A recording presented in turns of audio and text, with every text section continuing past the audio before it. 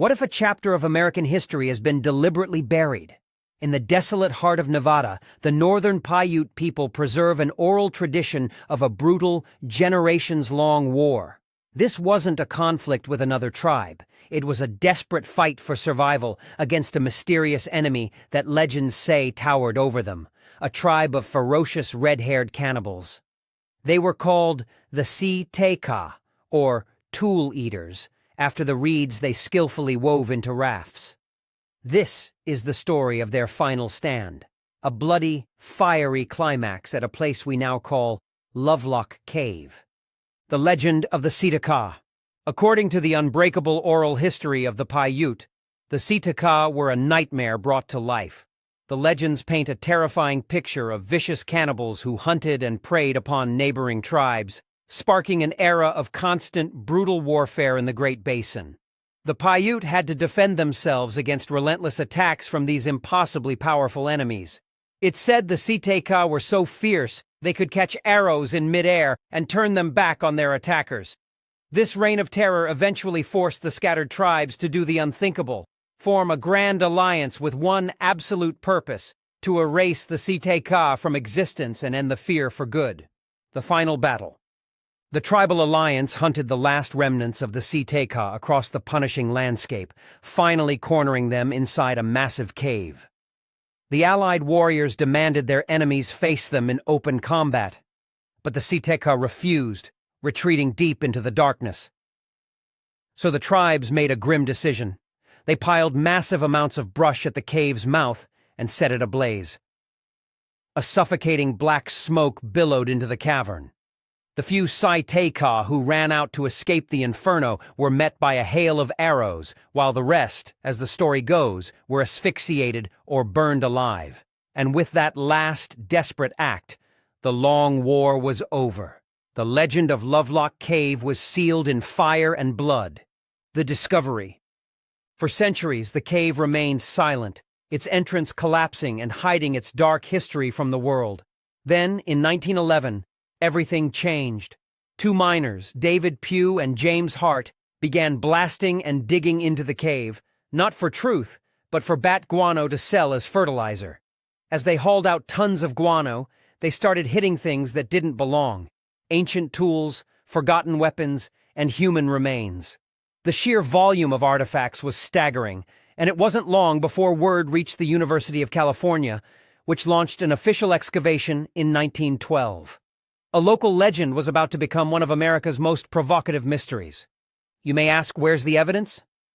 The excavations at Lovelock Cave unearthed a treasure trove of over 10,000 artifacts. Among them were stunning finds, like some of the oldest and most intricate duck decoys ever discovered. But it was other discoveries that sent shockwaves through the public. Miners and early excavators reported finding skeletons of abnormal size, fueling sensational newspaper articles claiming some were 8 or even 10 feet tall. Adding to the mystery, many of the mummified remains preserved in the dry air had reddish hair, exactly as the Paiute legends described.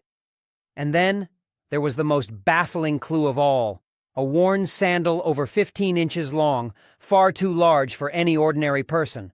The controversy. This is where one story fractures into two: the legend versus the official explanation. While those explosive early reports fueled tales of giants, later scientific analysis offered a more sober perspective. Archaeologists who examined the remains concluded they were within the normal human range. Some were tall for the period, approaching 6 feet, but they were not giants. Experts also explained the red hair wasn't a genetic trait. It's a known phenomenon where dark hair can turn reddish-brown over centuries due to pigment changes after death. As of today, mainstream archaeology states there is no verifiable, peer-reviewed evidence proving a race of giants ever existed at Lovelock Cave. The unanswered questions. But that's not where the mystery ends.